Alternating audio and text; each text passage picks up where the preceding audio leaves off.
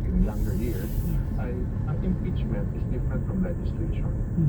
Ang impeachment is a role given to the legislative branch, and in this case, the Senate, if there is conviction, para marinig, husgahan itong mga tatawag natin betrayal of public trust. Kasi naman ang always the basis of any impeachment. So for me, it has to be a continuing work ng Senado, because the impeachment case has been transferred to them after the vote in the House.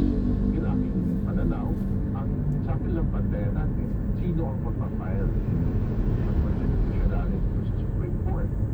Ito grupo naman ng Vice President Duterte. So alam natin, it's political. It has nothing to do with their desire to have a constitutional interpretation. It delays the process.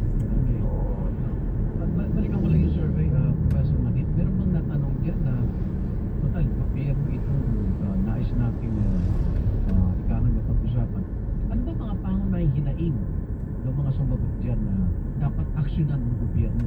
Nang nagkakaisang gobyerno. May natanong ba ako? So from a different question, kahit pa rin yung basic needs ng tao, mahirap at kabuhayan, mahal ang bilihin, lalo na yung bigas, pagkain. Tapos number 2, 3, nandiyan pumapasok palagi. Kaya pumapasok yung concept ng food security connected sa inflation. And Red light camera ahead. Pilit jobless sila.